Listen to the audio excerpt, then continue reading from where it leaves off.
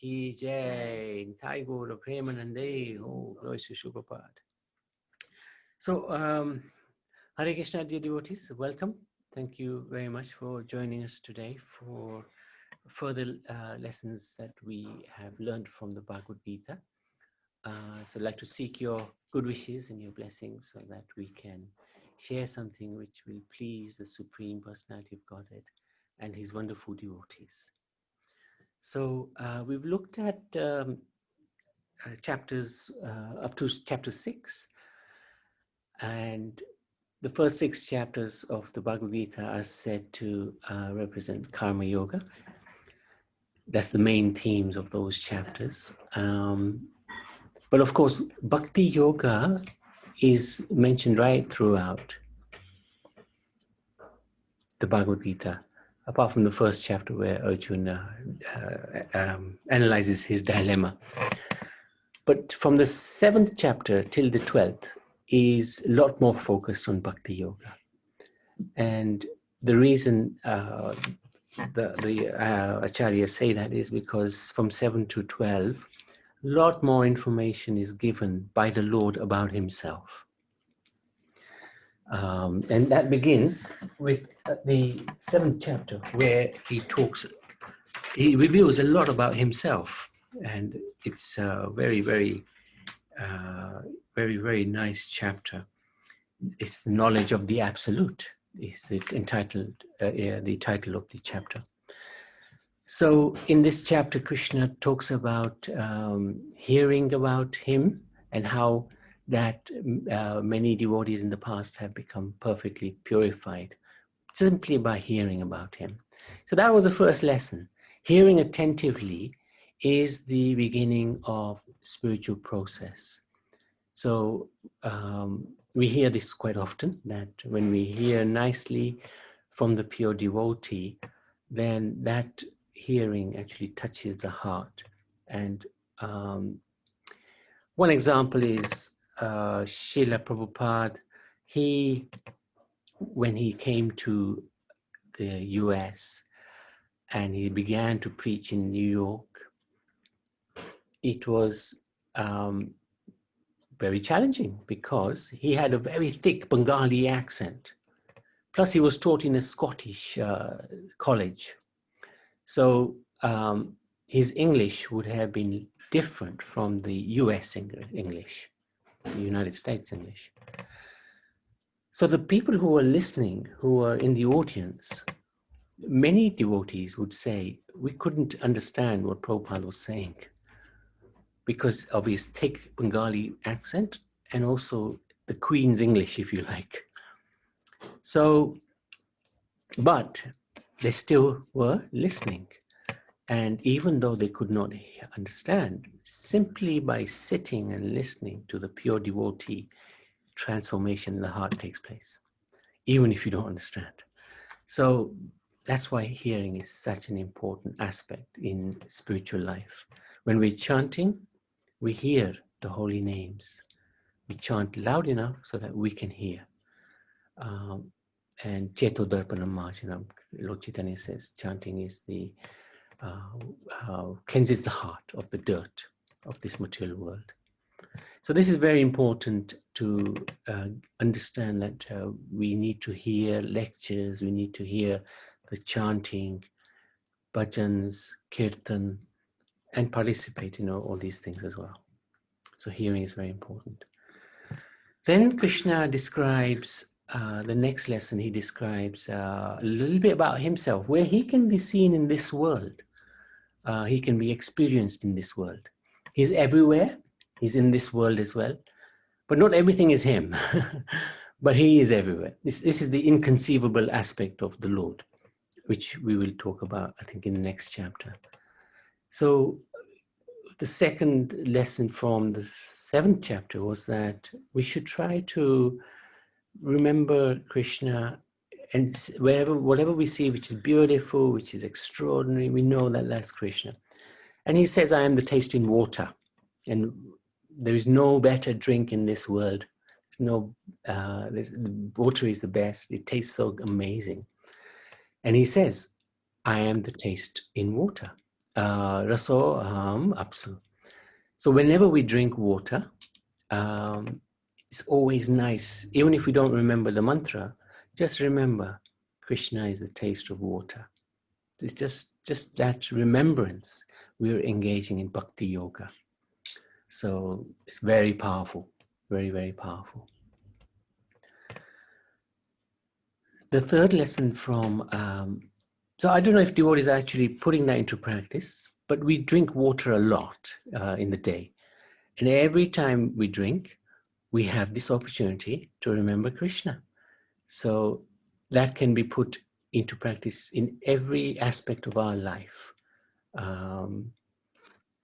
So we can start with water, but actually everything we do, everything we see, we can try to remember Krishna.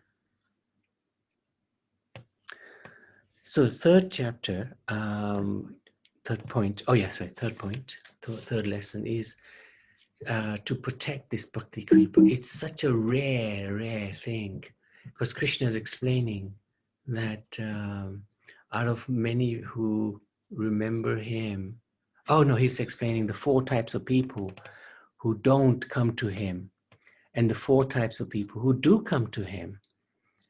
And he's explaining that all of these, the 4 types of people who approach him are magnanimous.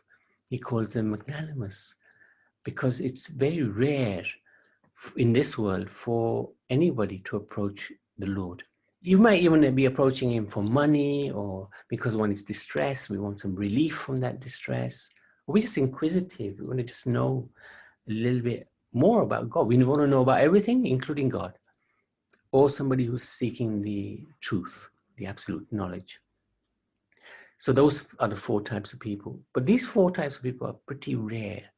And even rarer is those who have surrendered to the Lord.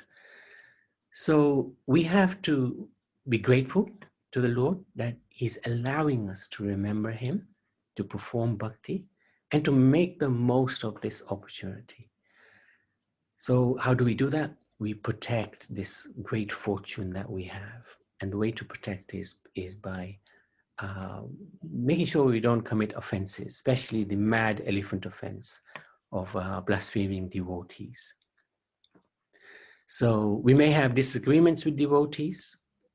This is Kali Yuga. We're not going to get on with everybody, as we've discussed a couple of days ago. It's just the way of the world. But it doesn't mean we go around blaspheming devotees. We may have differences of opinion. We may agree with devotees that we have these differences of opinion and leave it at that. But it doesn't mean we backbite and do things which will really be offensive, because that can destroy our Bhakti Lata Beach, this plant of creeper of devotion that we are trying to cultivate. So very important to protect our devotion by not committing offenses. So we need to know what those offenses are. When we're chanting, there are 10 types of offenses. Try to avoid all those. But the root cause of all offenses is inattentive chanting. So when we're chanting, we should be very attentive and chant, because we must understand that the Lord has agreed to appear before us while we're chanting specially. And if we are not in that conversation, we're not hearing, we're not paying attention, we're not attentive, then we're missing a great opportunity to be with the Supreme Personality of Godhead, because he's there with us. So this is a very important lesson, that we try to not commit offenses to the holy names, to the devotees, because that can really take us away from bhakti.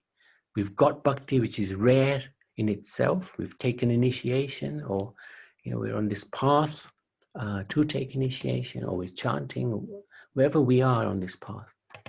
We're very, very fortunate. We need to protect it.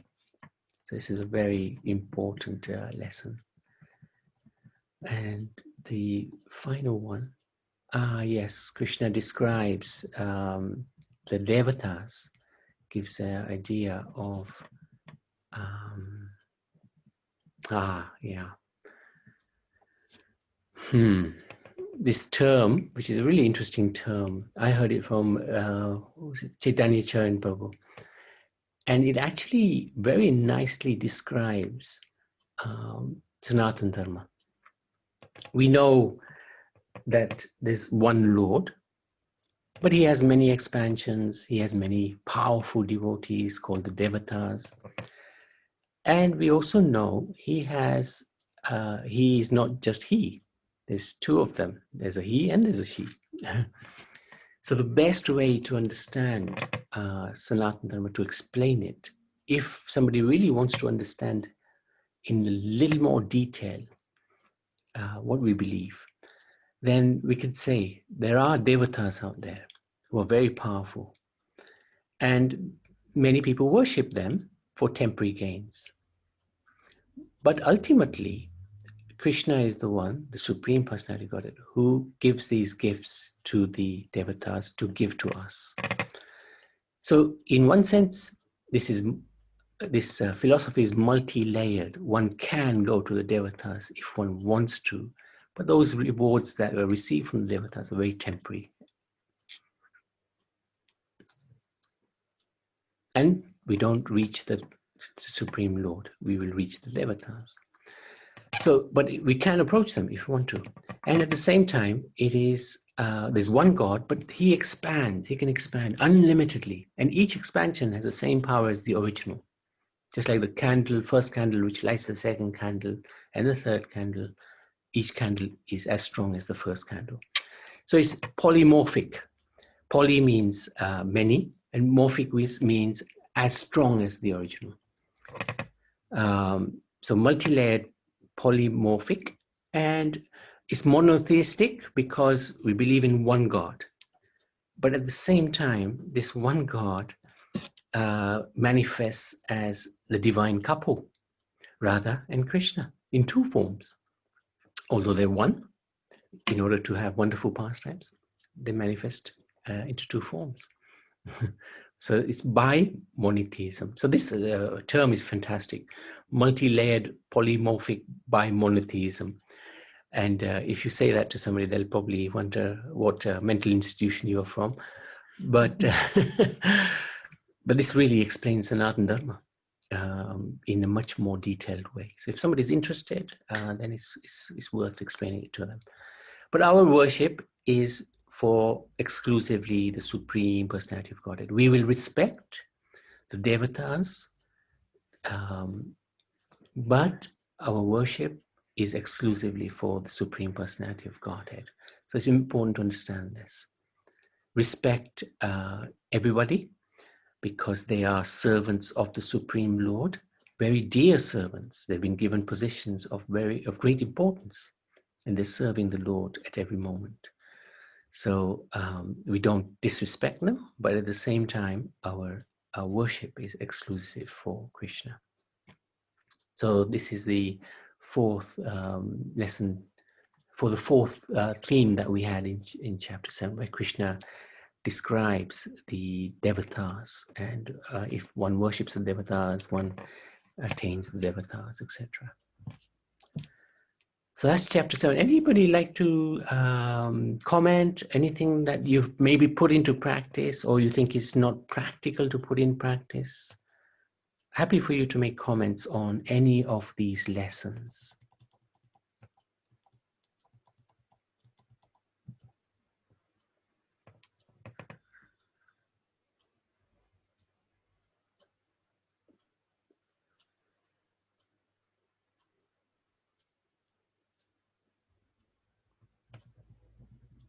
Okay, we can move to the next chapter.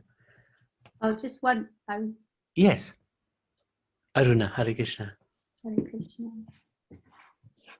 I just went to get my glass. Can you see? You mean to have some water? Yeah, but can you see what? Oh, sorry. 1 second. I just put the. Oh, well done. Phenomenal. Let me just spotlight you so that people can see.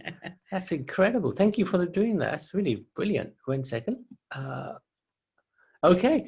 So Aruna's put the sloka on the glass. I'll just put every sip Hare Krishna. What was it? Every sip Hare Krishna. Every sip Hare Krishna. I don't forget. Me too. Thank you. Raso aham apsu. Do you like the hairstyle? It's Oh, good. yeah. I'm okay now. Hare It's Krishna. good. Hare Krishna. Thank you for sharing that. Thank you. Haribol Nabi. Hare Krishna. Aruna. Hanji, Aruna. Hanji, Haribol. Haribol, Mon. No, that's a very good idea. You can write down that mantra. What's it? Every sip Hare Krishna. That's what because I haven't, maybe you should send it by message and I'll write it down. Okay. Yeah, what's that lesson, you know? When you drink water, you say the taste of water. Yes, Krishna. I just say Hare Krishna. No, but Rasom, yes, what was it? Raso Nabi? aham apsu. So, Right? Yeah, I have to learn to say that. Yeah. Okay. I have in I'll writing. send it to you. I'll send it to you. We can all write it on a glass of water and then that will remind us every time. Yes. Very That's a good idea. She's done Sorry, that. And one thing, Aruna, you and Kamak's both are sisters, but your mom never ate anything, never drank anything without saying Ram. If nobody was around to say Ram back to her, she would not drink anything Yeah, or till we eat came anything. from school. She did that all her life. Yeah, Nice. it was a round bucket. Hare Krishna. Thank you for Yeah. sharing. And it's very practical what you're doing. It's a very- Yes, that's practical thing, isn't it? So Yeah. to remind us every time. Yeah, and I've So got maybe, a kettle as well. yeah, I'll have to write down my bottle of water as well. Maybe we can go in business and invent water bottles with Hare Krishna written on it. Every sip Hare Krishna. Actually, can I just say something about Yeah. water? And quite a few years back, you know, there was some things about filtering water and all that a friend of Sri Kalagia, who is a Prabhupada's disciple, and he was selling oxygenated water in America. So I was doing some research that time, and in Japan, there's a scientist who's done an experiment, and you can Google this. It's over there, and I've got it on my laptop somewhere. The pictures of water when they crystallize water. Of course, when water freezes, it turns into tiny little crystals, like snowflakes are also water molecules arranged in a certain way under certain conditions and temperature and air and all that. You know, it's amazing how no two snowflakes are the same. You know, so how much snow and the patterns on the snowflakes are never the same. But there was an experiment done that there was water kept under different conditions, and then it was frozen, and then the crystals were analyzed and magnified and studied, and they found that the water that was with the thoughts, evil thoughts like I'm gonna kill this, that, then another water under prayers, you know, like we offer water to Krishna, that water, then water in all these different conditions. And these Japanese scientists then looked at the crystals, and all the crystals were different. Yeah. And the water picked up these thought patterns Right. and crystallized in different ways. And the water which was in evil was the crystals were mashed up and all that, you know, and they were not formed the way normal, you know, like snowflakes and all that. And the water which was offered in the prayer, under prayers, they were different. So you can Google this and you can find the way those pictures are of ice water in different conditions, with prayers and with evil thoughts and water. That's why, you know, in temples, when we've offered some water at Aarti, that water is just holy water, you know, it's spiritual, somehow it's transcendental now. and you sprinkle it over everyone, and then it does purify. That's what they do in the temple. That's a good point. Thank you for sharing that. Yeah, so if I get a chance, I will look at my laptop, and I've got those images somewhere. When I did research, it's quite a few years back, you know. Yeah. And there's really nice to see. These water crystals are totally different in different. This is a Japanese scientist did an experiment. Okay, thank you for sharing. That's good. Yeah. Okay. Appreciate that. So 8th chapter is entitled "Attaining the Supreme." Amazing chapter, because Arjun starts with asking a whole lot of questions to Krishna, and the first lesson to learn from this chapter is that spiritual inquiries are very important. One may have doubts, and it's important to clear those doubts. We don't believe in blind faith, because blind faith is dangerous. We know often our parents would not understand why they were doing some spiritual practice, and when we asked them, they couldn't give an answer. So we wouldn't be satisfied, and perhaps we wouldn't continue with that practice. So it's important that if we doing some spiritual practice, to actually understand why we are doing it. Not that we make absurd inquiries, but once an answer is given, and it's a reasonable answer, one accepts that answer. So spiritual inquiries are important. Krishna is asked about 8 questions, and Krishna answers them very fast, except one of them. And he takes his time to answer this one. Because Arjun asks, what is those who are engaged in devotional service, how do they know you at the time of death? So now Krishna spends some time answering that question, and then the next 3 lessons actually come from his answer. So one of the answers is, whoever at the end of life quits his body remembering me alone, at once attains my nature. Of this there is no doubt. Text 5. And he also said, whatever state of being one remembers when one quits his body, that state he will attain without fail. So our whole spiritual sadhana is to remember Krishna. That's why we chant. The most important thing we do is the chanting for the final exam. Indeed. So the final exam is at the end of life. What do we remember? Of course, for the devotee who's been working for the Lord, remembering the Lord throughout his life, it doesn't matter what he remembers at the end. He may remember the Lord, he may not remember the Lord. The Lord will always protect him, because throughout his life he is engaged in bhakti.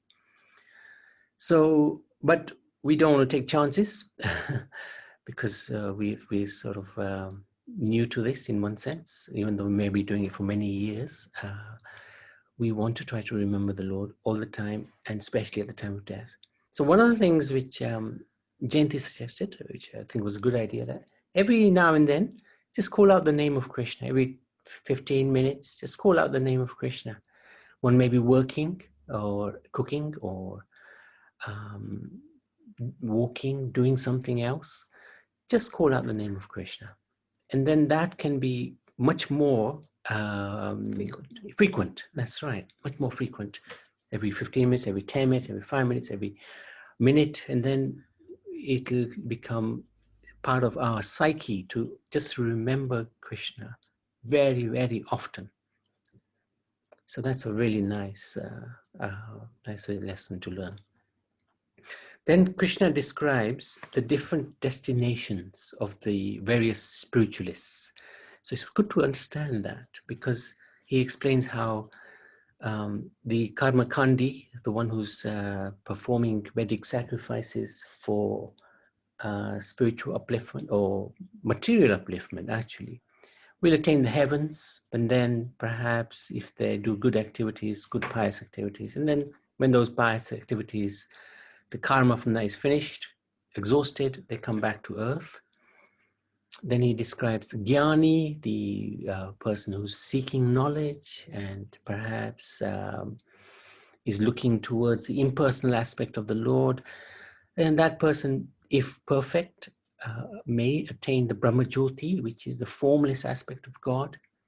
But that is a really hard place to be because it's inactive and the soul is always active. So it's not necessarily easy to sustain that position. So one who attains that Brahma Jyoti may well fall back again down to this world because there's no happiness in the Brahma Jyoti. It's just merging with some light. There's no activity. But we're always looking to do activity. And he also describes about the yogi, how he, depending on the time of the month, or the year rather, if the sun is in the north and he leaves, then he will attain the spiritual world. If he's in the south, then he will remain in this world. So the yogi may attain the Supreme Lord, may not attain the Supreme Lord. But then he also explains the bhakta, the devotee.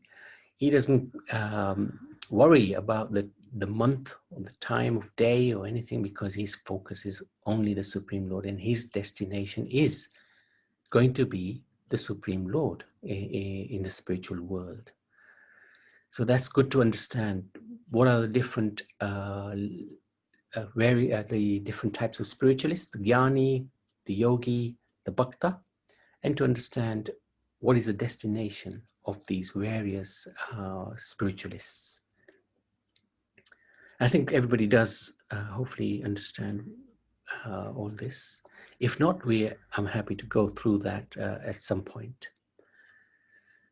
And the final lesson to learn from this chapter is the mood of the devotee, which is very, very interesting. The mood of the devotee is he simply wants to serve. He's not interested in anything, any benefit. His motive is simply to please the Supreme Lord. That's the motive, to simply please the Supreme. The Lord may offer him different types of liberation. For example, he may want to, the Surupya, Lord may offer him, you can have a body like mine, or you can be in my association, or you can, what was the others? Can't remember now. Yeah. There's different opulences that the Lord can offer. But the devotee of the Lord, he is not interested in any of them. He simply wants to serve, And this actually, what this does, it captures the Lord's heart. Because the devotee wants to just serve, not wanting anything in return. And the Lord, he wants to reciprocate, he wants to give. But the devotee will just say, no, I don't want anything. Please take something. No, I don't need anything. I'm happy in serving you. This actually obliges the Lord, and he cannot find a way to repay this debt that he has to the devotee. What is that debt? It's a debt of love. The devotee loves the Lord so much, and the Lord is trying to reciprocate by sharing something of his with the devotee, but the devotee is not interested because he simply wants to serve. It's not a business transaction for him. So, and the epitome of the devotees, the gopis. Lord Krishna says to the gopis, you should just be satisfied with your mood of service because there's no way I can repay you. I cannot find any means in this world to repay you for your wonderful mood and service towards me. So just be happy with what you're doing. And he feels indebted to the devotee. Of course, we don't want to make the Lord indebted to us. We just want to serve him. And but we don't at the same time want anything from him in return. This is pure love. So we need to cultivate that mood, that it's not that I'm serving you because you're the Supreme Lord, and you can get rid of all my anxieties, you can get rid of all my difficulties, you can fulfill all my desires, whether they're spiritual or material. No, we just want to serve him.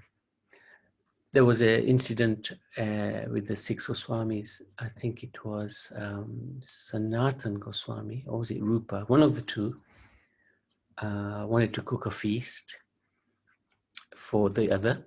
I think it was Sanatan Goswami. Was it Rupa? Sanatan. Rupa Goswami. He wanted to cook a feast for Sanatan Goswami. And he was, that desire was there. So one day in Vrindavan, a small girl came and gave him all the ingredients For sweet rice. For sweet rice and whatever. So he cooked it, and then Rupa came, or no, Sanatan came. And Sanatan asked him, hey, where'd you get all this from? Yeah, we're sort of, you know, the Goswamis, we don't have anything with us. And he said, well, I had a desire to cook for you, and it was fulfilled by one girl who gave me all this.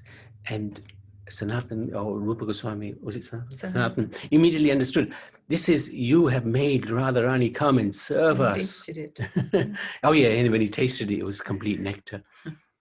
So he told his brother off, and he said, don't have such a desires. We don't want to be served by the Lord. We want to serve him.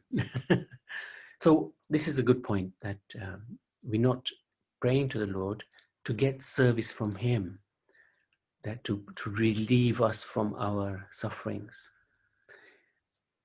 We can pray to Nrsimha for protection. Yes, yes. One can, of course, when you know, we are you know, in a weakened position in Kali Yuga, in this world. So we do need protection. And Nrsimhadev is the Lord who we can pray to for protection. Radha and Krishna, No. they're engaged in their service, and we want to try to assist in their wonderful leelas.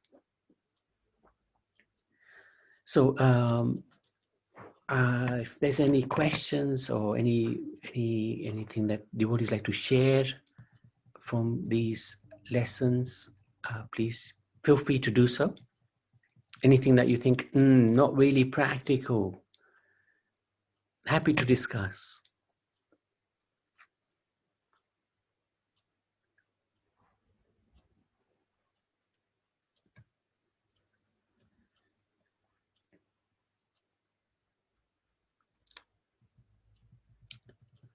Okay, so we can move to the the 9th chapter and look at the lessons there.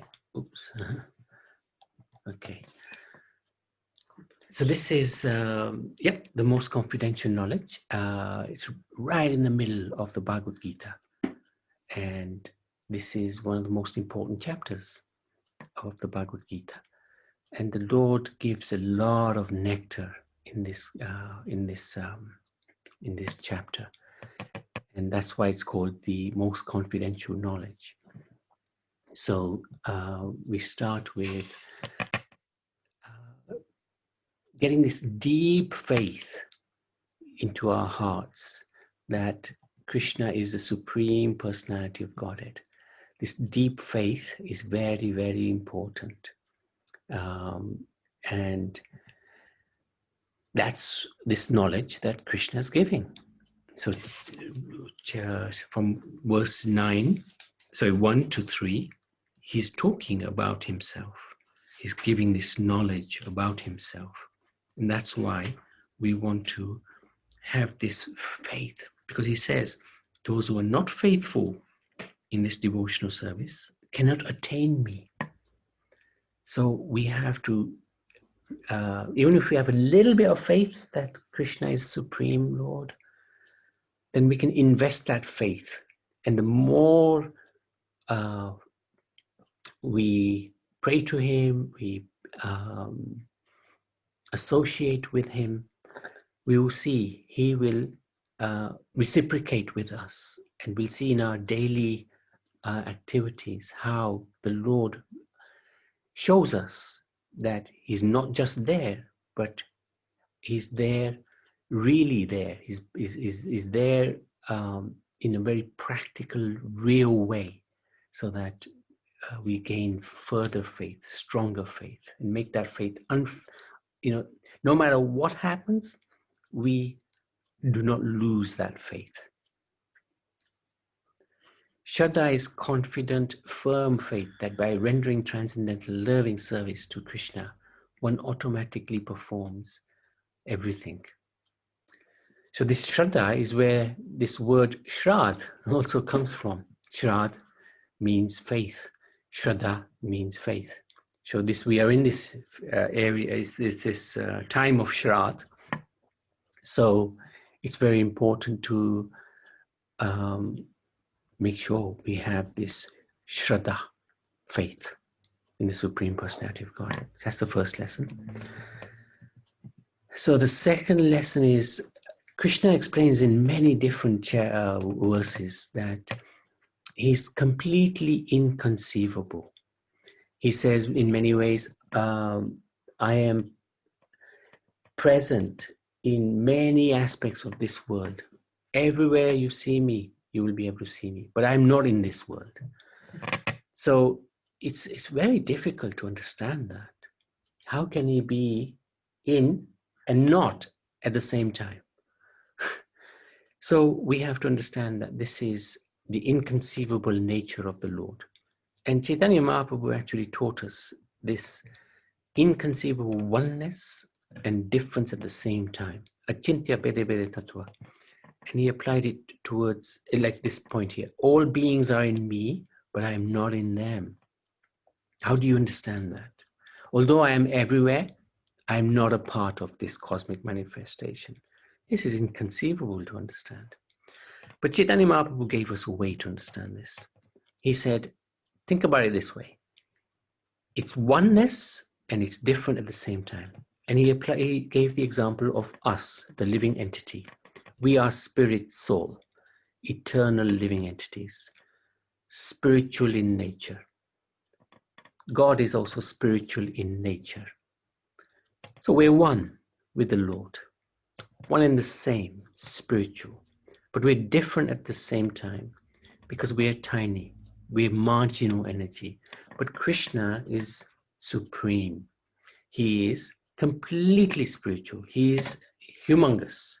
For example, we have the fire and we have the spark. So in the same way, we are like the spark of the supreme fire. The fire is huge, the spark is tiny, but the spark has the same quality as the fire. So we, the spirit soul, also have the same qualities as God, but they're very tiny and minute. And sometimes those qualities can become covered, like we are now in this material world, covered by Maya. So the point is that we are one with the Supreme Lord because our quality in terms of spirit is the same. But in terms of quantity, we're completely different. So this is where the Achintya Bede Bede Tattva fits in very beautifully. It sort of explains the inconceivable nature of the Lord in a digestible way for us. So all beings are in me, but I'm not in them. It's a little bit easier to understand when we apply this principle of Achintya Bede Bede Tattva. Third lesson in this chapter is that we should try to understand that there are many worshipable beings in this world. One can worship Lord Shiva. One can worship the Devatas. One can worship Durga Mata. But the problem is, when we worship those who are not supreme, we will reach a different destination. Our target is the supreme destination, which is Golok Vrindavan or Vaikuntha, all these wonderful places. Now, if we take a path which is inclined towards demigods, then that's where we will reach. And that is not the supreme destination, including Lord Shiva. There's very little difference, again, between Lord Shiva and Lord Krishna. When Krishna wants to touch this world, get in touch with this world, he becomes Shiva. So Krishna and Shiva, what's the difference? Material world, that's the only difference. When Krishna wants to interact in this world, with this world, he becomes Shiva. Now, many people, and in fact there are scriptures which say that Shiva is the supreme, the Shiv Puran. Those scriptures are there in order to give some faith to those followers. But the revealed scriptures, the Bhagavad Puran, the Vishnu Puran, all these, the 6 Puranas which are written in the mode of goodness, for those who are in the mode of goodness, they clearly describe, the Brahma Samhita clearly describes, Govindam Adi Purusham Tamaham Bhajami. Govindam is the Adi Purush, the original Supreme Personality. Tamaham Bhajami. My devotion to him, my devotion is exclusively towards him. So we can worship the personal form of Krishna exclusively, without a second. That's in chapter 9, text 22, according to our capacity. So this is very important to understand. This is what Gita explains. It's not what somebody's made up. It's not that Srila Prabhupada has written this and he's put it in because he's got a deal going with Krishna. No, this is Krishna's own words, that one should worship him exclusively. And what does he do if we do that? He says in that verse, 922, if he's lacking anything, I will provide that. And just forget the exact wording.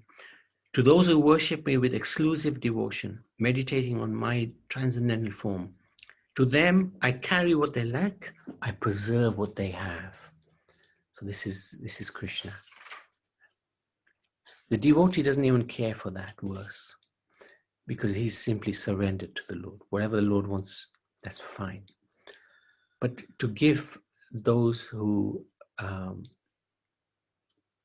have perhaps not the highest level of faith in the Supreme Lord, he says, I will preserve what you have and I'll provide you what you lack.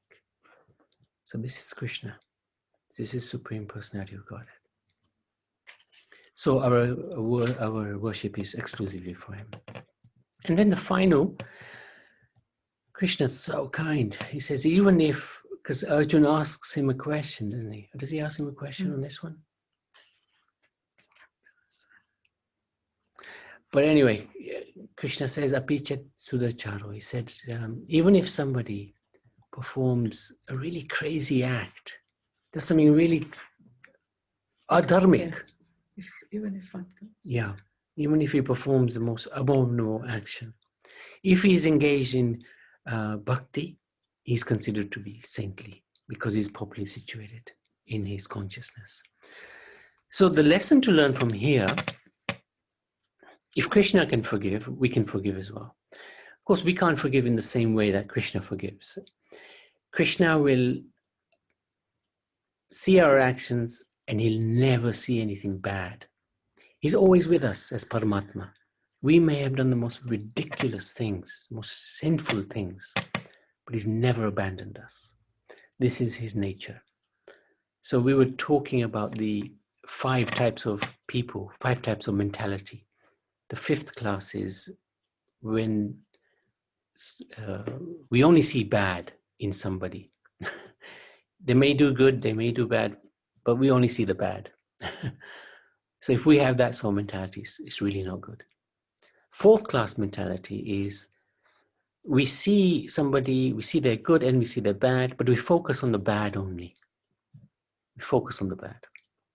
So there's both, but we just focus, he eats too much. Like that. We don't see that he's actually taking prasad.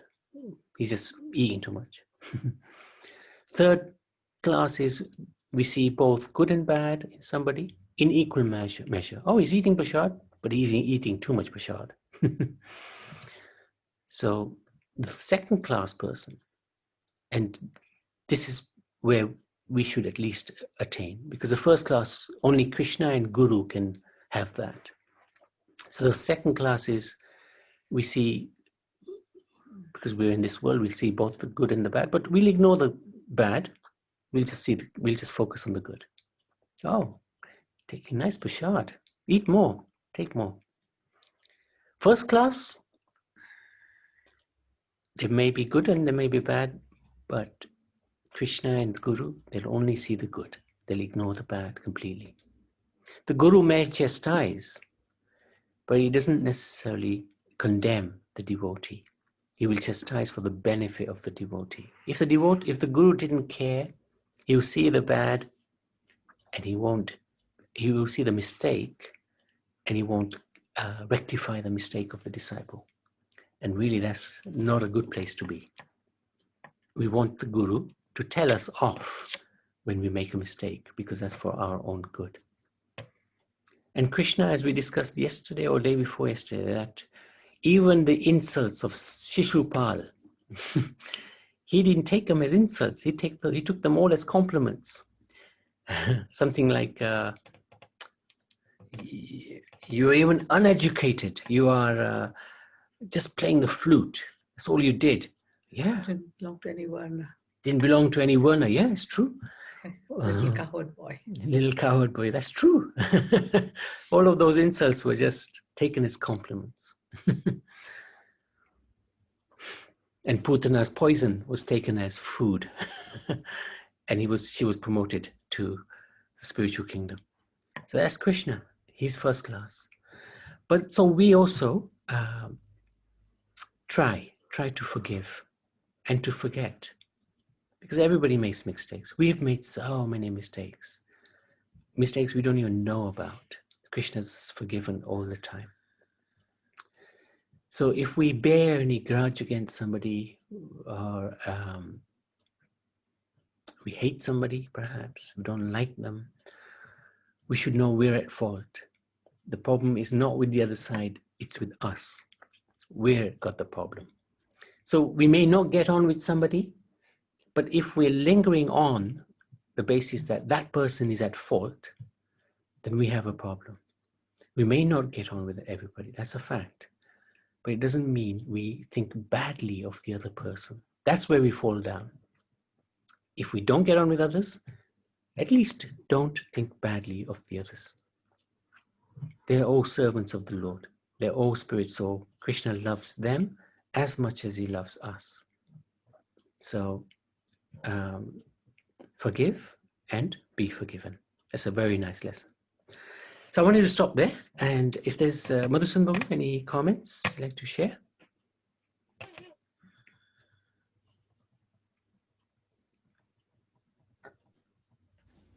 Haribol. Yeah, these are again important lessons, and not that these lessons will be prominent in our mind all the time, and quite, our nature is quite forgetful as well. But Yeah.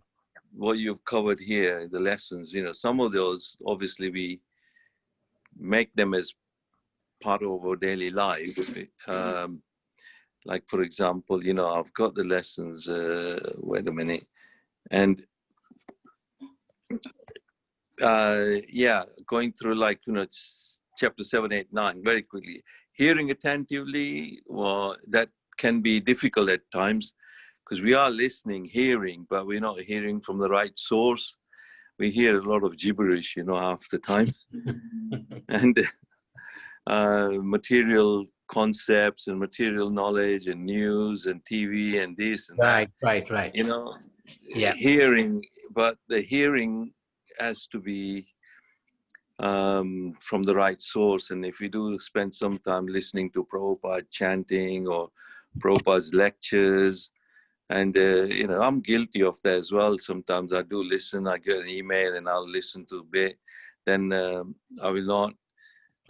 So that's...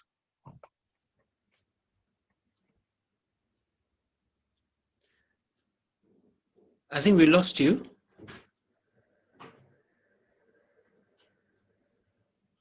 Unless you've lost me. Can anybody hear Madhusudan?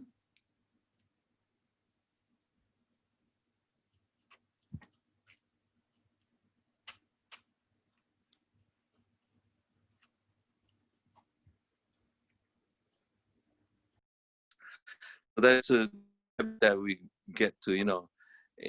Chapter 8, you said, you know, spiritual inquiries are important. Again, you know, we have to inquire, make inquiries, ask questions. If you're not sure, we don't understand, good to ask questions. And like you say, you know, don't follow blindly. But also at the same time, you know, when you see those three monks, you know, you can interpret those three monkeys: don't see evil, don't do evil, don't, you know, like eyes blind here, you know. Yeah, that's right, those three. We all, you know, which monkeys. So we should actually do speak up and ask questions, do hear the right things, and then do speak the right things as well, you know, mouth and so.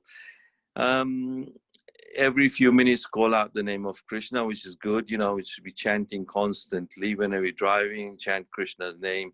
Get into the habit of just, whenever you got a moment to sit, just think of Krishna and chant Krishna. And then understand the different destinations of various spiritual lists. Yeah, we got to know where we go heading, you know. If you're a transcendentalist, you know, and then you're a Jnani, you end up somewhere else. You know, if you're a Stanga yogi, you end up somewhere else. You know, not that all roads lead to the same place. That's the saying, you know, all roads, whichever path, you know, I'm a Christian, whatever we do, we always end up in the same place. You know, we all going back to the spiritual world. No, you know, if you're going to, you know, be a suicide bomber and kill 50 people or so, you know, you're not heading in the right direction, you know. It doesn't mean that you end up in heavenly planets. Consequences are different, so destinations are different as well, which is good, yeah. Then chapter 9, which is just what you covered, is, you know, deep faith that Krishna is the Supreme Lord. Yeah, you know, that with conviction, with right knowledge, with association, hearing more and more about other Lord's devotees. Srimad Bhagavatam is crucial in that, because it's about so many wonderful devotees who practiced in different ways, and Dhruva Maharaj, and, you know, Parikshit Maharaj himself, you know, to start with. And then also, you know, Prahlad Maharaj, there's so many, Ambarish Maharaj, and Gajendra, there's so many pastimes will come that will remind us, you know, that Krishna is inconceivable as well at the same time.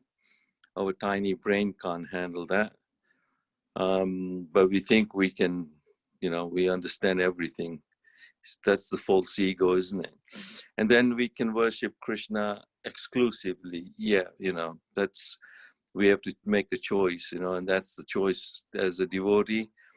Once we surrender, then it's a good thing, because, you know, once you fall in love with Krishna, you don't have to fall in love with everything else and everyone around and everything material and all that. So, which is nice. And then forgive. I think forgiveness, you have to start with your own self as well. Forgive your own self. So many mistakes we've made, you know, sometimes, as when we were young in the past, we carry a lot of stuff around with us, and, you know, we've made mistakes. Maybe we've, you know, didn't have the right resources at that time. We were not wise enough. We didn't have the words to speak out, didn't have the courage, the confidence. And as young boys, or young, in my case, a boy, and when I was so many, you know, I might not have been able to speak up and do things, and I made mistakes and done things which were not right as well. Even in the presence of Guru Maharaj, sometimes I was there and I was not particularly listening, or maybe, you know, so maybe I need to see my own, you know, errors in judgments as well, and forgive my own self at times, you know, not to really, you know, beat myself over it as well. Forgive and be forgiven as well, and ask for forgiveness who we might have offended, you know. So there's some nice guidelines here. If you keep reviewing these lessons more and more, then they can become more part of our life, mold our life according to this. So thank you, Navi. And thank you, all the other devotees. Can't hear you. Now we can't hear you.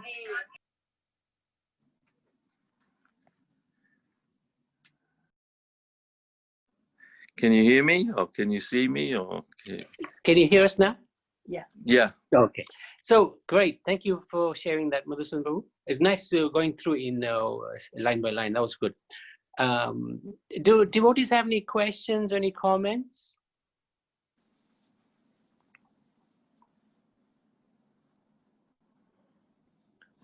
Just one sec.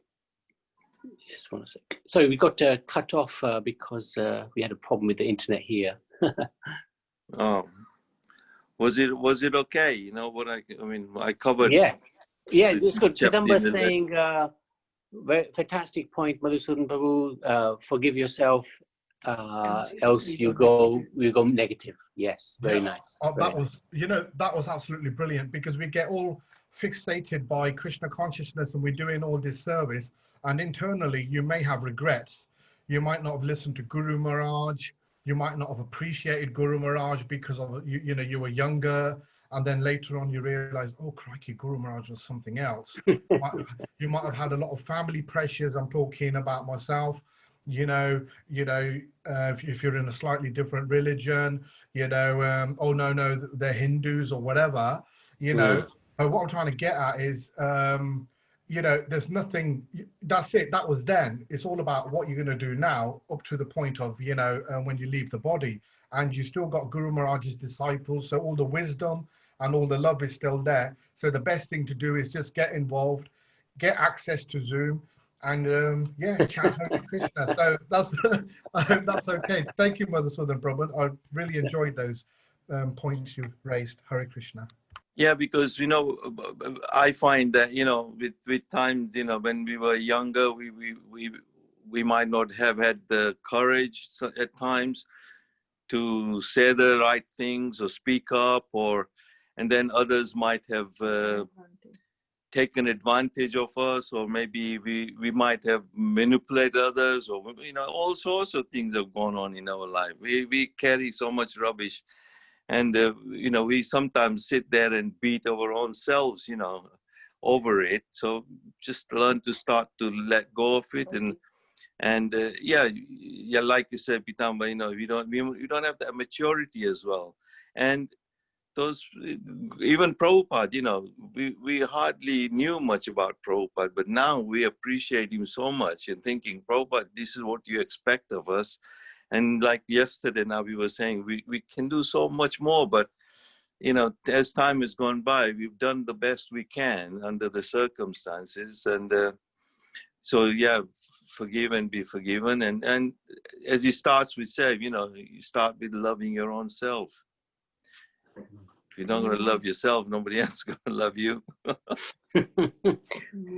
But also, even now, we may think we have limitations, but actually, we will be limiting ourselves, because if we let go of our limitations, if we let Krishna act through us, we can do so many things just to please Prabhupada, because he's done amazing things for us. So we can try, at least have the desire to serve Prabhupada, and diamond in a glass. go beyond what we think we can do.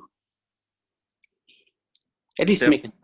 Definitely, we all have, but we just go to, sometimes we're not sure what to do, at times thinking, well, where should I begin? And but then, okay, now we are at this age, we served Guru Maharaj the best we could when he was around.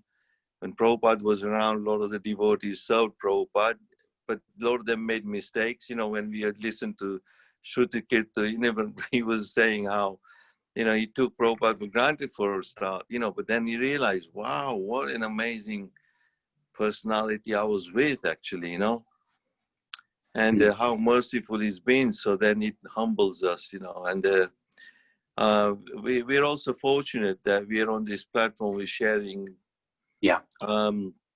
Sharing and associating like this.